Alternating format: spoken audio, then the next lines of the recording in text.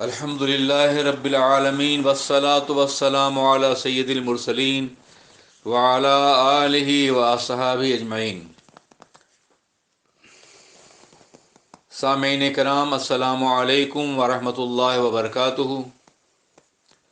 آئیے ہم اور آپ آقائے دو جہاں حضور رحمت عالم تاجدار مدینہ سرور کائنات محمد الرسول اللہ صلی اللہ علیہ وسلم کی بارگاہ بے کس پناہ میں درود پاک کی نظریں پیش کر لیں۔ اللہم صلی علی سیدنا مولانا محمد معدن جود والکرم منبع العلم والحلم والحکم وآلہ وبارک وسلم۔ صلاۃ و سلام علیک یا رسول اللہ، صلاۃ و سلام علیک یا حبیب اللہ۔ حضرات گرامی، آج سورہ سبا کی ابتدائی چند آیات مبارکہ کا ترجمہ اور مختصر سی تشریح پیش کرنے کا شرف حاصل کروں گا۔ اللہ تبارک و تعالی ہمیں اور آپ کو قرآن سمجھنے کی اور اس پر عمل کرنے کی توفیق عطا فرمائے۔ اس صورت میں اللہ ارشاد فرماتا ہے، بسم اللہ الرحمن الرحیم، الحمد للہ الذی لہ ما فی السماوات و ما فی الارض ولہ الحمد فی الآخرہ وہو الحکیم الخبیر۔ تمام تعریفیں اس اللہ کے لیے ہیں کہ زمین و آسمان کی تمام چیزیں اسی کی ملکیت ہیں، اور اسی کے لیے ہر طرح کی حمد ہے آخرت میں بھی، اور وہ انتہائی حکمت والا اور خبر رکھنے والا ہے۔ حضرات، اس آیت شریفہ میں اللہ تبارک تعالیٰ ارشاد فرماتا ہے کہ تمام تعریفیں اللہ ہی کے لیے ہیں۔ الحمد میں الف لام استغراق کا ہے، اور اس بات کی دلیل ہے کہ جتنی بھی ممکنہ تعریفیں ہیں کائنات میں، وہ سب اللہ ہی کے لیے ہیں۔ کوئی اور ایسی تعریف کا سزاوار نہیں ہے جو صرف اللہ کے شایان شان ہے۔ ہم قرآن پاک کی بہت سی آیات مبارکہ میں، حتیٰ کہ آغاز قرآن میں سورہ فاتحہ میں بھی الحمد للہ رب العالمین کی تلاوت کرتے ہیں۔ تمام تعریف اللہ کے لیے ہے۔ جب ہم یہ کہتے ہیں کہ تمام تعریف اللہ کے لیے ہے، تو پھر ہمارا یہ عالم ہے کہ اللہ کی تعریف کے ساتھ ساتھ ہم کائنات کی ہر خوبی کی تعریف کرتے ہوئے نظر آتے ہیں۔ کبھی آسمانوں کی تعریف کرتے ہیں، کبھی زمین کی تعریف کرتے ہیں، کبھی شفق کی تعریف کرتے ہیں، کبھی افق کی تعریف کرتے ہیں، کبھی سیارگان فلک کی تعریف کرتے ہیں، کبھی کہکشاں کی تعریف کرتے ہیں، کبھی زمین پہ بچھے ہوئے سبزے کی چادر کی تعریف کرتے ہیں، کبھی دریاؤں کی روانی کی تعریف کرتے ہیں، کبھی کامیاب انسانوں کی تعریف کرتے ہیں، کبھی موسم کی تعریف کرتے ہیں، پھولوں اور نکھتوں کی تعریف کرتے ہیں۔ جو بھی حسن، خوبی یا کمال ہمارے سامنے آتا ہے، ہم ہر ایک کی تعریف کرتے ہیں، اور دعویٰ ہمارا یہ ہے کہ تمام تعریف اللہ کے لیے ہے۔ تو کیا اللہ کے علاوہ کسی اور کی تعریف کرنا اللہ کی ذات یا صفات میں شریک کرنا تو نہیں ہے؟ یہ سوال پیدا ہوتا ہے۔ اس کا جواب مفسرین نے یہ دیا ہے کہ مصنوع کی تعریف صانع کی تعریف ہوتی ہے۔ جو بنی ہوئی چیز ہے، جسے بنایا گیا ہے، اگر کوئی اس کی تعریف کرے تو بنانے والے کی تعریف خود بخود ہو جائے گی۔ یہ قاعدہ کلیہ ہے۔ تو کائنات میں جتنی چیزیں ہیں، جتنی خوبیاں ہیں، جتنے کمالات ہیں، یہ سب اللہ کی تخلیق ہیں، اللہ کے بنائے ہوئے ہیں، اللہ کے پیدا کیے ہوئے ہیں۔ تو جب اللہ کی کسی حسین باکمال مخلوق کی آپ تعریف کریں گے تو خود بخود اللہ کی تعریف ہو جائے گی۔ اس لیے یقیناً تمام تعریفیں اللہ ہی کے لیے ہیں۔ تمام تعریف اللہ کے لیے کیوں ہے؟ اس لیے کہ اللہ کا اسم پاک یہ ہمارے معبود برحق کا ذاتی نام ہے۔ اس کے بہت سے صفاتی نام ہیں۔ وہ رحمان بھی ہے، وہ رحیم بھی ہے، وہ کریم بھی ہے، وہ ستار بھی ہے، غفار بھی ہے، वो रऊफ़ भी है, ये सारे अस्माए मुबारका उसके हैं। लेकिन ये सारे अस्मा सिफाती नाम हैं। अल्लाह की ज़ात का जो नाम है वो अल्लाह है। इसलिए तमाम तारीफ़ का लफ्ज़ अल्लाह ही पे सादिक आएगा, इसलिए कि अल्लाह की तारीफ़ ये है, अल-मुस्तजमिउ लिजमी सिफ़ातिल कमालिया, अल्लाह वो है जो कमाल की तमाम सिफ़तों को का जामे हो। तो जो कमाल की तमाम सिफ़तों का जामे हो और कोई कमाल उसकी ज़ात से बाहर न हो और कोई नक्स उसकी ज़ात की या सिफ़ात में न पाया जाए, तो यकीनन तमाम तारीफ़ें उसी के लिए होंगी। अल्लाह फरमाता है अपने हवाले से, अल्लाह की तारीफ़ क्यों है, अल्लज़ी लहू माफ़ी समावात व माफ़िल अर्द, इसलिए कि उसी के लिए वो तमाम चीज़ें हैं जो आसमानों में हैं और ज़मीनों में हैं। कुरान पाक में समावात और अर्द का तज़किरा मुख्तलिफ मकाम पर आया है। समावात समाउन की जमा है, लेकिन अर्द वाहिद है। तो जब समावात जमा है तो अर्द को वाहिद क्यों लाया गया, ये एक सवाल पैदा होता है। तो उसका जवाब कदीम मुफस्सिरीन ने यह दिया है कि अर्द की जमा अर्दीन ये जमा ज़ईफ़ है, इसलिए कुरान पाक ने जमा इस्तेमाल नहीं किया। लेकिन अगर आज की तहकीकात का जायज़ा लें तो तबक़ात समावात 7 हैं, लेकिन ज़मीन एक ही है, एक ही सैयारा है जिसे हम ज़मीन का नाम देते हैं। इसलिए आसमान बहुत हैं तो समावात का तज़किरा हुआ, और ज़मीन एक है तो इसको वाहिद इस्तेमाल किया गया। अल्लाह इरशाद फरमाता है कि तमाम तारीफ़ उस अल्लाह के लिए जो मालिक है, यहाँ लाम मिल्कियत के लिए, लहू माफ़ी समावात माफ़िल अर्द, जिसके लिए जिसकी मिल्क तमाम आसमान हैं और उसमें अंदर जो उसके अंदर जो कुछ है, और ज़मीन और उसमें उसके ऊपर या उसके नीचे जो भी है, सब चीज़ उसकी मिल्कियत है। वलहुल हम्द फिल आखिरा, और आखिरत में भी सिर्फ उसी के लिए तारीफ़ है। ये नहीं कि सिर्फ दुनिया में उसकी तारीफ़ है, या जब तक कायनात ज़ाहिरी मौजूद कायनात है उसी वक्त तक तारीफ़ है, नहीं, इस वक्त भी तारीफ़ है तमाम उसके लिए।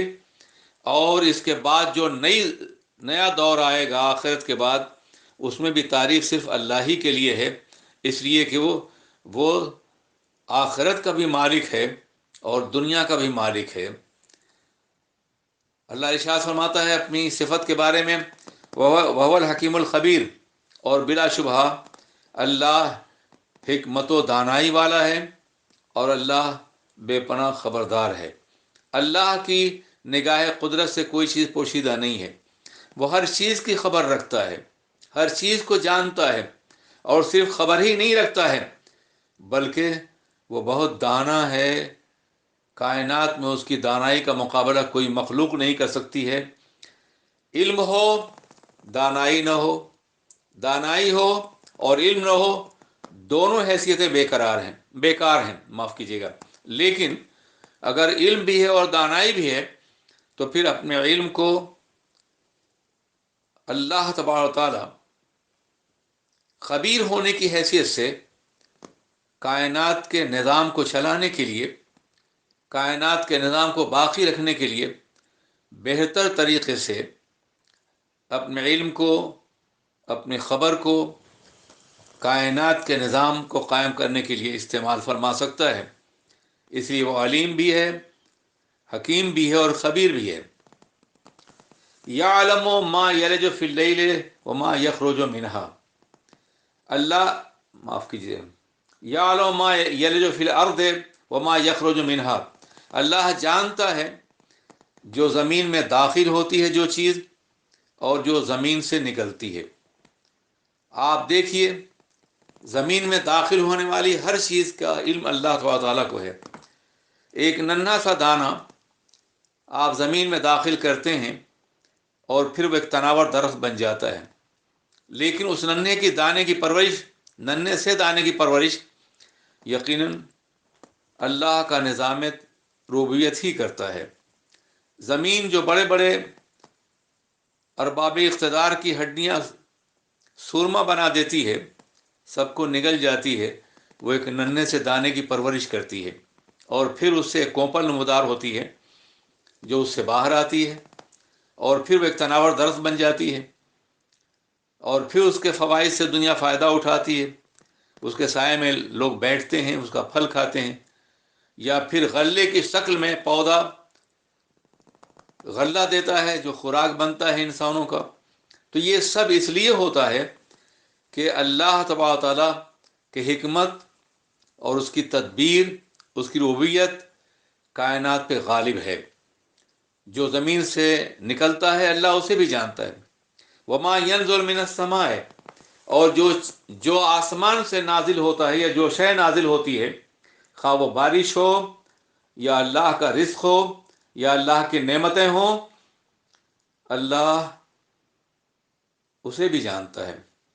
وما یارجو، اور جو آسمانوں پہ جاتا ہے، آسمانوں طرف رجوع کرتا ہے، عروج کرتا ہے، اللہ اسے بھی جانتا ہے۔ ان میں اعمال صالحہ بھی ہیں۔ جب انسان کوئی نیک عمل کرتا ہے تو اللہ کی بارگاہ تک پہنچا دیا تو اس کا عمل خدا کے حضور میں پہنچتا ہے۔ اس عروج سے بھی اللہ واقف ہے کہ بندہ جو عمل کر رہا ہے اس کا بھی علم سے ہے، اور جو اللہ کی نعمتوں سے فیضیاب ہو رہا ہے اس کا بھی علم سے ہے۔ کوئی بھی چیز اس کی نگاہ قدرت سے پوشیدہ نہیں ہے۔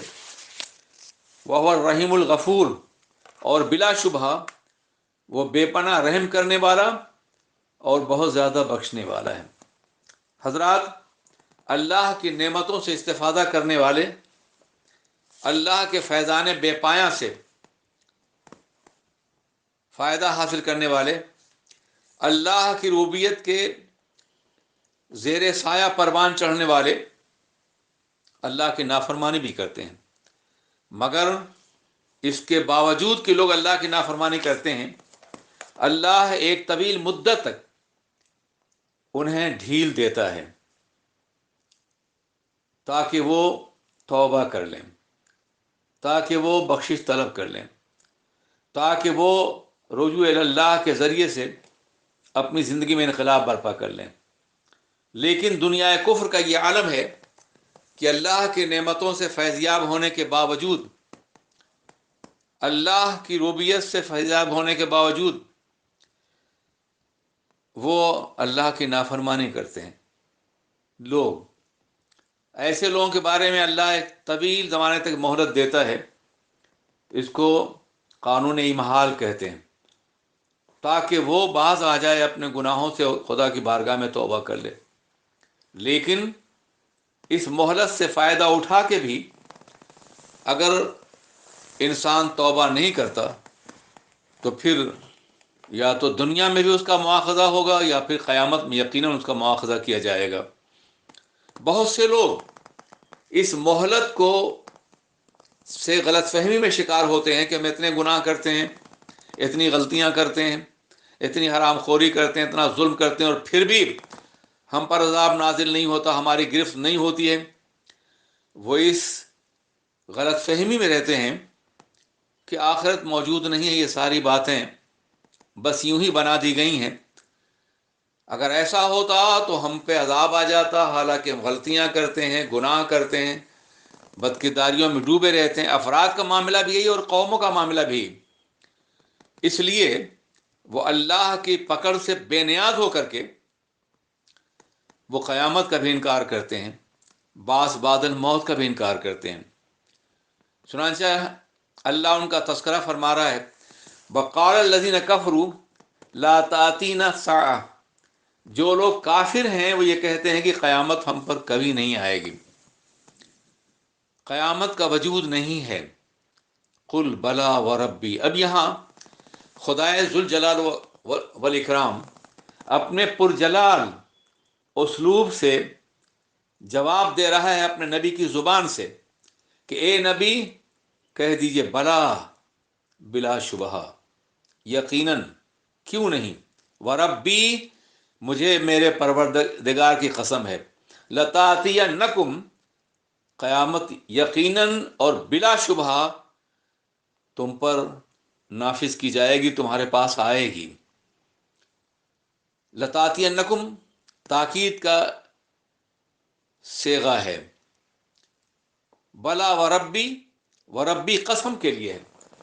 اے محبوب اپنے پروردگار کی قسم کھا کے بالتاکید فرما دیجئے کہ قیامت آئے گی اور بلا شبہ آئے گی، اور دنیا کی کوئی طاقت قیامت کو روک نہیں سکتا ہے۔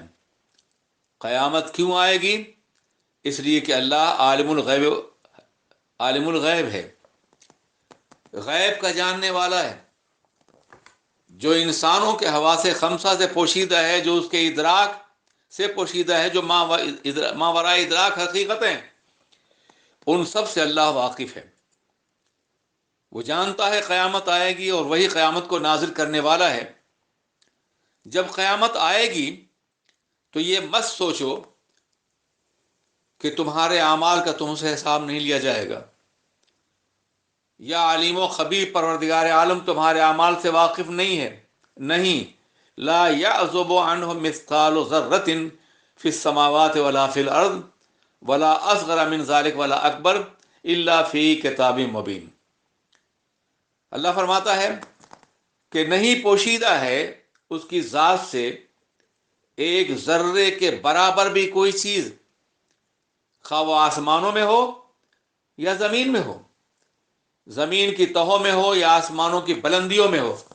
اگر کوئی بھی شے ایک ذرے کے برابر بھی، رائی کے دانے کے برابر بھی ہے، یا ریت کے ذرے کے برابر بھی ہے، تو وہ نگاہ قدرت سے پوشیدہ نہیں ہے۔ اس لیے مت یہ سمجھو کہ تم جو اعمال کر رہے ہو تمہارا پروردگار اس سے بے خبر ہے۔ تمہیں ڈھیل دی گئی ہے، تمہیں مہلت دی گئی ہے، اس لیے کہ تم توبہ کر لو، زندگی کسی دور میں تم واپس آ جاؤ، تو اللہ غفور بھی اور رحیم بھی ہے۔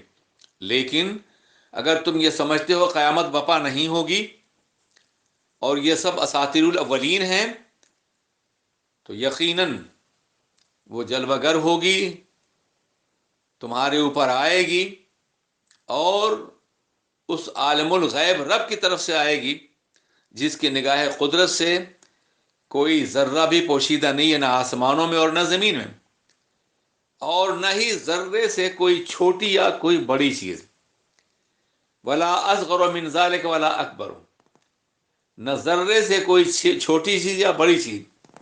اب یہ چھوٹی اور بڑی کیا چیز ہے، کیوں فرمایا گیا؟ اس لیے کہ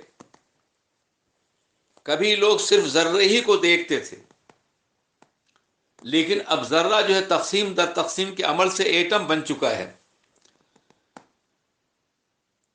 جزو لا تجزا، مکمل منقسم ہو چکا ہے۔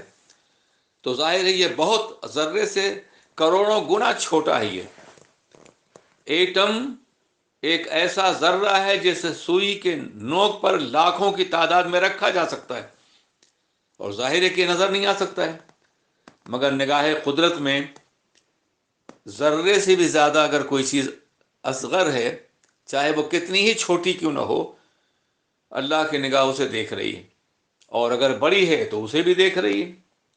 الا فی کتاب مبین، اور صرف یہ نہیں کہ اللہ دیکھ رہا ہے، علیم و خبیر ہے، بلکہ یہ ساری معلومات بحکم الہی لوح محفوظ میں لکھ دی گئی ہیں اور محفوظ ہیں۔ کیوں ہے یہ سب کچھ؟ اللہ تبارک و تعالیٰ کی نگاہ قدرت میں ہر ذرہ کائنات کیوں موجود ہے، وہ کیوں دیکھ رہا ہے؟ ہر اعمال کو خواہ وہ ذرے سے کمتر ہو یا زیادہ ہو، اس کی نگاہ میں کیوں ہے، اس نے کیوں کتاب محفوظ میں لکھا ہے، لوح محفوظ میں، لِيَجْزِيَ الَّذِينَ آمَنُوا وَعَمِلُوا الصَّالِحَاتِ، تاکہ وہ ان لوگوں کو بدلہ دے جو ایمان لائے ہیں اور جو عمل صالح کر رہے ہیں۔ اگر اس کی نگاہ میں ہر عمل نہ ہو تو اہل ایمان کے عمل ضائع ہو جائیں گے، انہیں پورا بدلہ نہیں ملے گا۔ لیکن چونکہ وہ ہر عمل کو دیکھ رہا ہے، وہ عمل جو زمین پر ہے، جو آسمانوں پہ چڑھ رہے ہیں، اس لیے یقینی طور پر وہ ہر ایک عمل کا پورا بدلہ دے گا۔ کن لوگوں کو؟ الذین آمنوا وعملوا الصالحات، جو ایمان لائے ہیں اور جنہوں نے ایک عمل کیا ہے۔ کچھ لوگ ہیں جو انکار کرنے والے ہیں، انہیں سزا دی جائے گی، اور کچھ وہ لوگ ہیں جو ایمان لائے ہیں اور نیک عمل کرنے والے ہیں۔ قرآن عظیم میں درجنوں مقامات پر یہ فرمائیں گے الذین آمنوا وعملوا الصالحات، جو ایمان لائے اور جنہوں نے عمل صالح کیا۔ ایمان کو ہمیشہ مقدم رکھا گیا ہے اسلوب قرآنی میں۔ کیوں ایسا کیا گیا؟ اس لیے کہ ایمان عمل پر مقدم ہے۔ اگر ایمان نہیں ہے تو عمل کی حیثیت ہبا منصورہ ہے، کہ اس کی کوئی حیثیت نہیں ہے۔ جب ایمان ہوگا تو ہر عمل قبول ہوگا بارگاہ الہی میں۔ اس لیے پہلے ایمان کو مقدم رکھا گیا، اللہ پہ ایمان، اللہ کی کتابوں پہ ایمان، اللہ کے رسولوں پر ایمان، اللہ کے فرشتوں پر ایمان، قیامت کے دن پر ایمان، موت کے بعد اٹھنے پہ ایمان، اور تقدیر خیر و شر پر ایمان۔ یہ ایمان کے بنیادی عناصر ہیں، اور جو ان پر ایمان لاتا ہے یقین کامل کے ساتھ ان حقائق کو مانتا ہے اور پھر وہ نیک عمل کرتا ہے تو اللہ کی بارگاہ میں قبول ہوگا، یقیناً قبول ہوگا۔ لیکن اگر کافر کوئی ایسا عمل کرتا ہے جو نیکی میں شمار ہوتا ہے تو ممکن ہے دنیا میں اس کو کوئی فائدہ پہنچے، اس کی شہرت ہو جائے، اسے کوئی مقام میسر آ جائے، کوئی ایوارڈ مل جائے اسے، مگر آخرت میں اس کے لیے کوئی حصہ نہیں ہوگا، اس لیے کہ وہ آخرت کا منکر رہا ہے۔ پھر اللہ فرماتا ہے یہ لوگ جو نیک عمل کرنے والے ہیں اولئک لہم مغفرۃ و رزق کریم، ان کو اللہ کی طرف سے مغفرت بھی ملے گی اور بہت ہی مبارک رزق ملے گا۔ یہ مبارک رزق دنیا میں بھی ملے گا۔ رزق بہت سے لوگوں کو ملتا ہے، روزی بہت سے لوگوں کو ملتی ہے، لیکن کچھ لوگ دولت کماتے ہیں، دولت کی بھرمار ہوتی ہے ان کے پاس، مگر رزق کریم نہیں ہے۔ مگر رزق کریم وہ ہے کہ جو رزق بھی ہو، بخشش بھی ہو اللہ کی طرف سے، اور پھر اس میں کرامت بھی ہو۔ اللہ کی بارگاہ میں مقبولیت کا مقام عطا فرمانے والا جو رزق ہے اسے رزق کریم کہتے ہیں۔ اس کے مقابلے میں جو ایمان لائے عمل صالح جو کرتے ہیں ان کے مقابلے میں وہ طبقہ ہے والذین سعوا فی آیاتنا معاجزین، اور وہ لوگ جو ہماری آیتوں کو شکست دینے کی کوشش کرتے ہیں، جو ناممکن ہے ان کے لیے۔ وہ یہ سمجھتے ہیں کہ ہماری آیتوں کو جھٹلا کر کے ہماری آیتوں کو شکست دے لیں گے، ہرا دیں گے، ایسا کبھی نہیں ہوگا۔ اولئک لہم عذاب من رجز علیم، یہی وہ لوگ ہیں جن کو بدترین قسم کا دردناک عذاب دیا جائے گا۔ وَيَرَى الَّذِينَ أُوتُوا الْعِلْمَ، اور وہ لوگ دیکھیں گے، جانتے ہیں جنہیں علم دیا گیا ہے، علم حقیقت دیا گیا ہے، حقیقت کا ادراک بخشا گیا ہے۔ الذی انزل الیک من ربک، جنہیں علم دیا گیا ہے وہ جانتے ہیں اس کتاب کے بارے میں جو آپ کے رب کی طرف سے نازل کی گئی ہے، هو الحق، کہ وہ جو نازل کی ہوئی حقیقت ہے وہ حق ہے۔ وَيَهْدِي إِلَىٰ صِرَاطٍ مُسْتَقِيمٍ، صراط العزیز الحمید، اور وہ کتاب رہنمائی کرتی ہے، ہدایت دیتی ہے خوبیوں والے اللہ کے مقدس اور عزت والے راستے کی طرف وہ کتاب رہنمائی کرتی ہے، سیدھے راہ کی طرف جو جسے اللہ ہی دکھاتا ہے۔ وقال الذین کفروا، اور جو کافر ہیں انہوں نے یہ کہا هل ندلکم علی رجل ینبئکم اذا مزقتم کل ممزق، کیا ہم تمہیں خبر دیں ایک ایسے انسان کے بارے میں معاذ اللہ جو تمہیں خبر دیتا ہے کہ جب تم ریزہ ریزہ کر دیے جاؤ گے، بکھیر دیے جاؤ گے، تو تم کو ایک نئی زندگی سے آشنا کیا جائے گا۔ انکم لفی خلق جدید، تمہیں از سر نو پیدا کیا جائے گا۔ اب وہ اپنی بدبختی سے کہتے افطر علی اللہ کذبا، کہ یہ دعوے دار معاذ اللہ جو نبی ہیں اللہ پہ جھوٹ باندھتے ہیں، ام بھی جنتن، یا پھر انہیں جنون ہے، معاذ اللہ دیوانہ پن ہے۔ اللہ فرماتا ہے کہ جو لوگ یہ کہتے ہیں تو ان کا معاملہ یہ ہے کہ میرے حبیب نہ مفتری ہے اور نہ دیوانہ ہے، بلکہ جو ایسا کرنے والے ہیں اور آخرت پہ یقین نہیں رکھتے ان کے لیے عذاب ہے، اور کھلی ہوئی بدترین گمراہی مبتلا ہیں جس سے پلٹ آنے کے امکانات نہیں ہیں۔ جو پیغمبر اعظم کی کتاب اور ان کی دعوت کی صداقت ازلی پر یقین نہیں رکھتا وہ بدترین گمراہی دوچار ہے، اور وہ کبھی لوٹ کے نہیں آئے گا، اس کے لیے عذاب مقدر کر دیا گیا ہے۔ افلم یروا الی ما بین ایدیہم وما خلفہم، کیا انہیں نظر نہیں آتا جو ان کے آگے اور پیچھے ہے؟ یعنی گھیر رکھا ہے انہیں اللہ کی قدرت نے ہر طرف سے، زمین میں گھیر رکھا گیا ہے اور آسمان میں گھیر رکھا گیا، من السماء والارض۔ وہ نہ زمین کے حدود سے باہر جا سکتے ہیں اور نہ آسمان کے دائرے سے نکل سکتے ہیں، اتنے مجبور ہیں۔ ان نشا نفسد بہم الارض، اگر ہم چاہیں تو انہیں زمینوں میں دھسا دیں، زمین میں، اور نسقط علیہم کسفا من السماء، کسفا من السماء، یا ہم ان کے اوپر آسمان کے چند ٹکڑے گرا دیں۔ ان فی ذلک لآیۃ لکل عبد منیب، بلا شبہ اللہ کی قدرت اور اس کے اختیارات اور زمین و آسمان میں گھرے ہونے کی وجہ سے ہر اس بندے کے لیے کھلی ہوئی نشانی ہے جو عبد منیب ہے، اللہ کی طرف رجوع کرنے والا ہے۔ حضرات گرامی، ان چند آیتوں کا ترجمہ میں نے پیش کرنے کا شرف حاصل کیا ہے۔ انشاءاللہ درس قرآن کا یہ سلسلہ جاری رہے گا۔ آپ لوگ انتہائی اخلاص کے ساتھ، اس امید کے ساتھ کہ اللہ درس قرآن کے ذریعے سے ہمارے ذہنوں کھول دے گا اور ہمارے دلوں کو منور کر دے گا، آپ سماعت فرماتے رہیں، دعا کرتے رہیں، اللہم ارزقنا تلاوت القرآن آناء اللیل و آناء النہار۔ اے اللہ ہمیں قرآن پاک کی تلاوت شام اور صبح عطا فرما۔ اللہم نور قلوبنا بنور القرآن، ہمارے قلوب کو قرآن پاک کے نور سے منور کر دے۔ ونور قبورنا بنور القرآن، اور ہماری قبروں کو بھی نور قرآن سے منور کر دے۔ ونور صراطنا بنور القرآن، اور ہمارے راستے کو، خواہ وہ دنیا میں چلنے والا راستہ ہو یا پل صراط کا راستہ ہو، اس کو بھی قرآن پاک کے نور سے منور کر دے۔ وَاجْعَلْهُ لَنَا شَفِيعًا یوم القیامہ، اور اللہ قرآن کو ہمارے لیے شفاعت کرنے والا بنا دے۔